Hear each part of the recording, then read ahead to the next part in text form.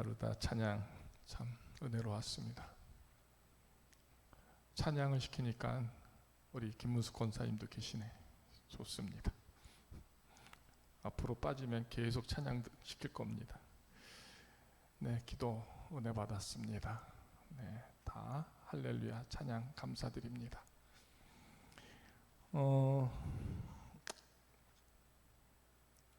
바울의 고백이죠.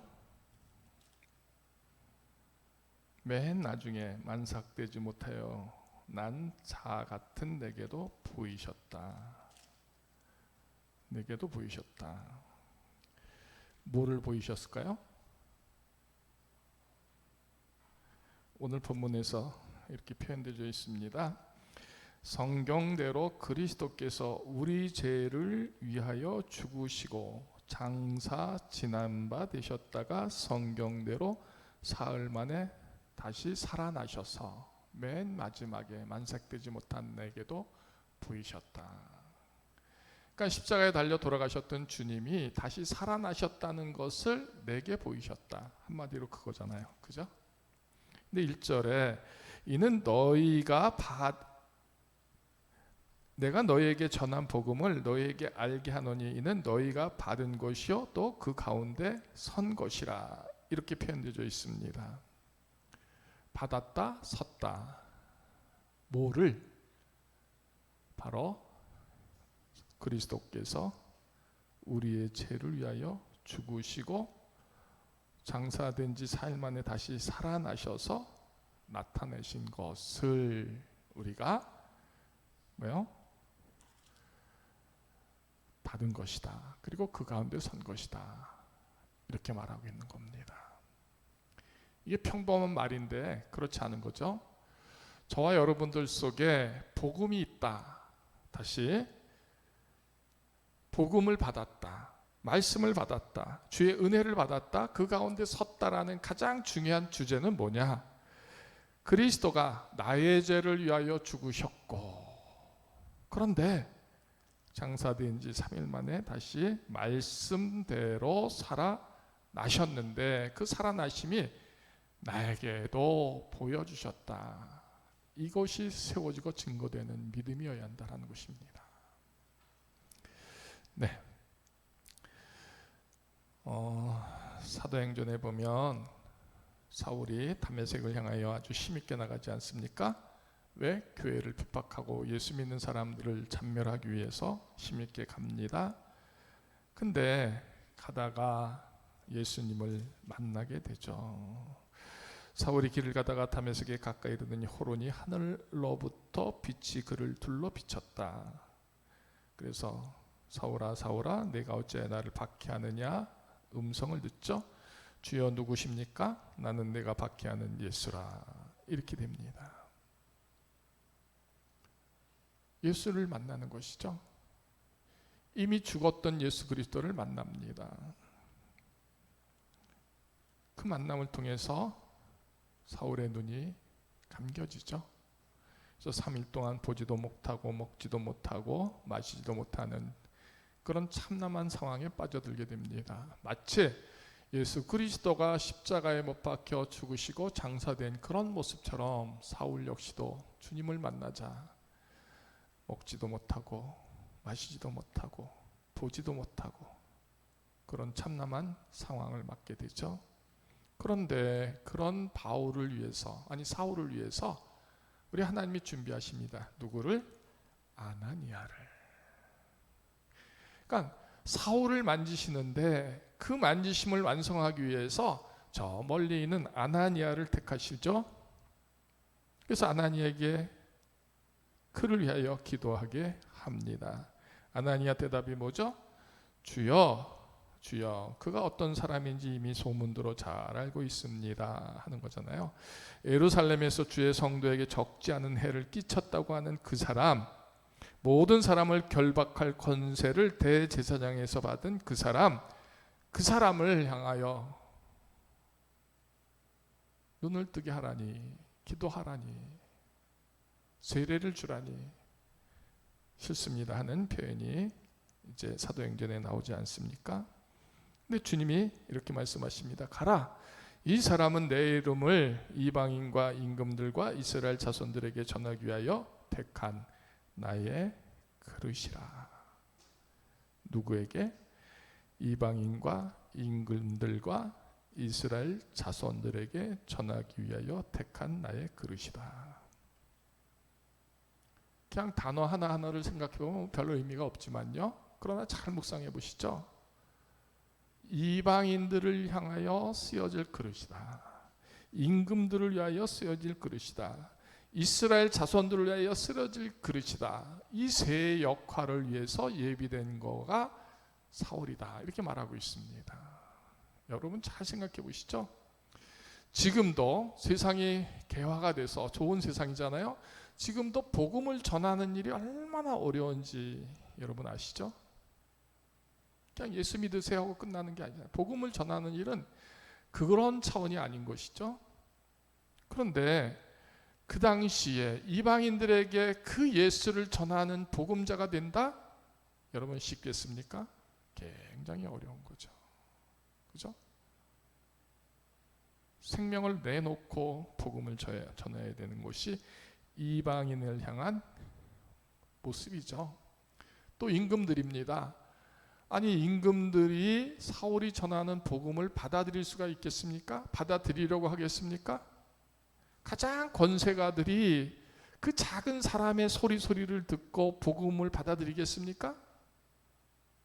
쉽지 않은 일이잖아요. 응? 내가 임금이라 할지라도, 그래서 임금 대 임금으로 복음을 전할지라도 힘겨울 텐데 그렇지 않은 모습으로 임금들에게 어떻게 복음을 전하겠습니까?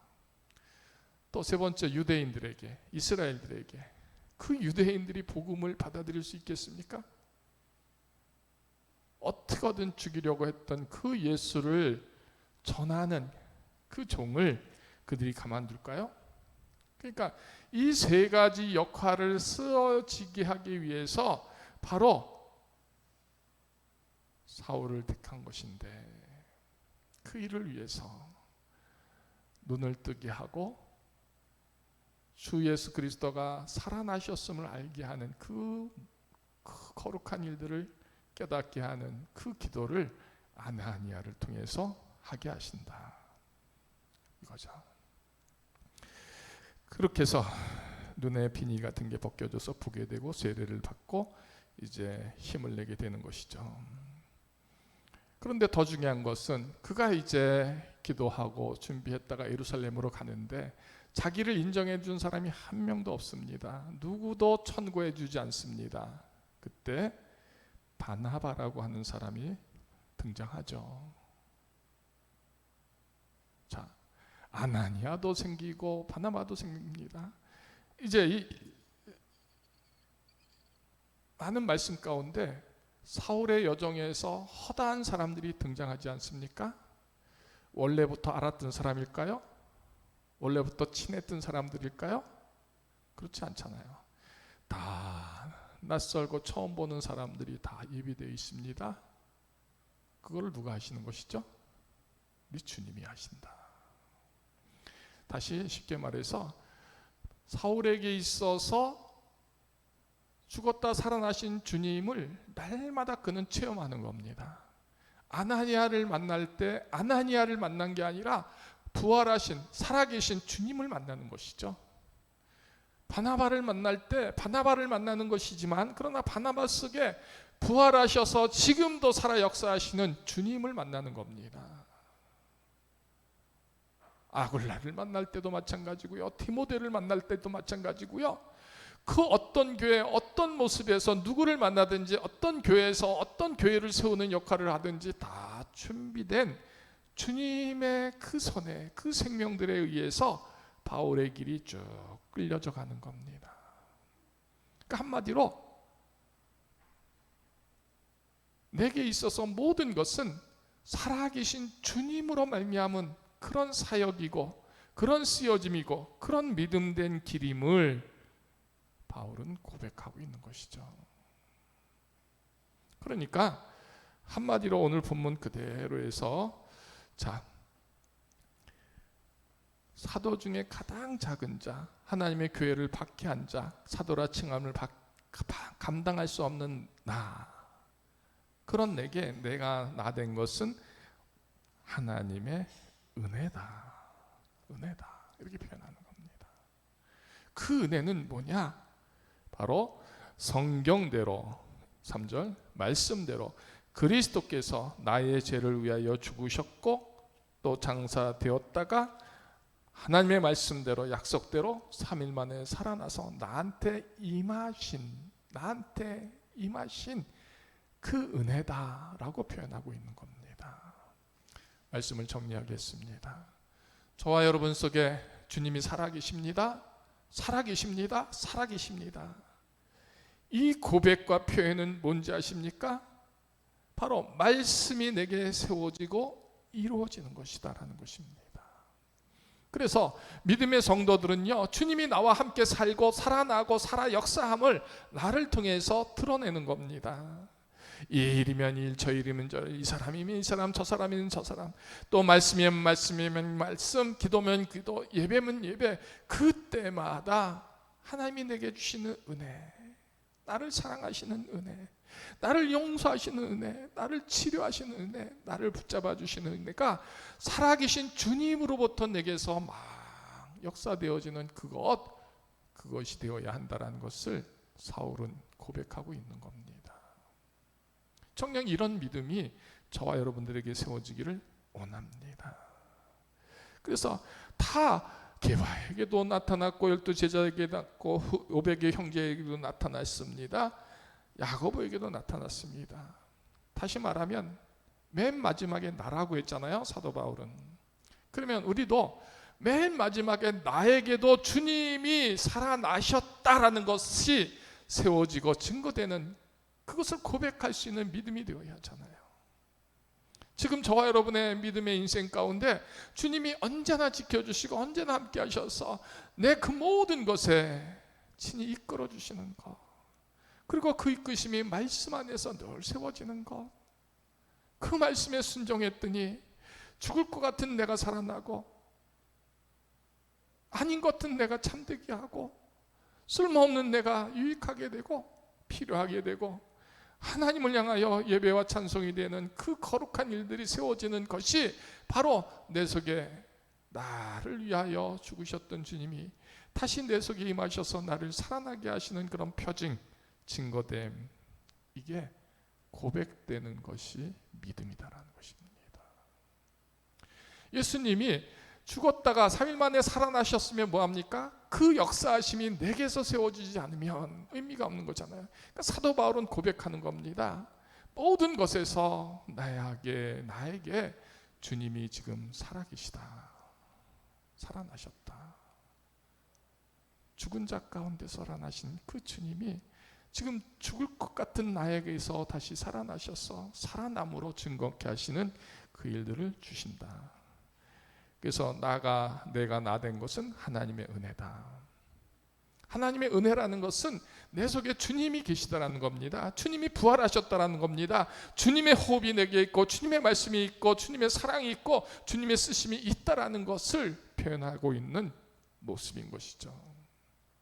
그러니까 내가 나 된 것은 진짜 내가 아니라 내 속에 주님이 계신 그 나의 모습이 완성됐음을 말해주는데, 이것이 곧 하나님의 은혜다. 그래서 내게 주신 하나님의 은혜를 헛되지 아니하게 하여. 네. 주님의 은혜가 여러분 속에 세워집니다. 그 은혜가 헛되지 아니하게 하여라고 하는 고백을 한번 해보시죠. 하나님의 사랑이 헛되지 아니하게 하여 내가, 주의 말씀이 내게서 헛되이 서지지 아니하게 하여, 주께서 주신 거룩한 은혜와 은총과 축복과 또 그런 쓰여짐의 직분들이 내게서 헛되이 서지지 않게, 쓰여지지 않게, 소용되지 않게 하여 주시기를. 이 자체가 바로 주님이 내게 살아계시는 표징이다라는 것입니다. 네, 나와 함께 하신 하나님의 은혜로다. 그러니까 하나님의 은혜를 말할 때 그 은혜는 사도 바울에 있어서 참된 고백의 중심은 이겁니다. 죽었다가 살아나신 주님이 내 속에서 지금 살고 있으십니다. 살고 계십니다. 주님이. 다시 큰 틀에서 질문을 던져봅니다. 여러분 심령 속에, 여러분의 인생 속에, 여러분의 가정 속에 주님이 살아계신가요? 네. 범사에 이미 받은 말씀이, 주신 말씀이 내게 가득히 줘요. 너희가 받은 것이요 그 가운데 섰다. 1절 서론에. 그러니까 이미 우리에게 믿음으로 말미암아 받은 바 된 하나님의 말씀이 우리 가운데 가득히 있습니까? 그 말씀 가운데 섰습니까? 그러므로 말미암아 그것이 하나님의 은혜이다 할 만큼 주님이 내게서 늘 살아 일하시는가. 그 주님을 바라보고 그 주님을 순종하고 그 주님을 찬양하고 그 주님 때문에 나의 삶의 자리들을 툭툭 정리하고 깨끗하게 하고 또 거룩히 세워나가는 그 일들을 하는가. 그래서 나의 모습이 아니라 내 속에 우리 주님이 살아계심으로 주님이 나의 주인이 되시고 주님의 그 모든 은혜로운 말씀, 은혜롭게 쓰시는 그 일들로 내가 수고하는 모습이 되는가. 이것을 질문하고 있습니다. 사도 바울은 이렇게 고백합니다. 내게도 만삭되지 못하여 난데게도 주님이 임하셨습니다. 오늘 이 말씀과 같은 고백이 우리 구름산 모든 성도분들에게 세워지기를 주님의 이름으로 축복합니다. 내가 나된 것은 내가 가진 것이 아닙니다. 내가 세운 것이 아닙니다. 부활하신 주님이 내 속에 있어서 주님이 나를 만드시고 나를 세우시고 나를 쓰시는 그 은혜, 그것으로 내가 수고합니다. 그것이 하나님의 은혜입니다. 그래서 주님을 인정하는 고백이 될 때 우리도 사도 바울처럼 주님이 내게도 임하셨습니다 하는 거죠. 내게도 임하셨습니다. 부활하신 주님이 내게도 임하셨습니다. 죽을 수밖에 없는 내게도 주님이 오셔서 용서와 사랑을 주셨습니다. 회복을 주셨습니다. 거룩한 쓰여짐을 이루게 하셨습니다. 내게도 오신 주님이 내게도 함께 하십니다. 이 고백에, 이 거룩한 감격의 고백, 기쁨, 찬양하는 모습들이 우리의 믿음이 되어야 할 줄로 믿습니다. 이런 귀한 고백하는 성도의 믿음들이 여러분의 모습이 되기를 주의 이름으로 축복합니다.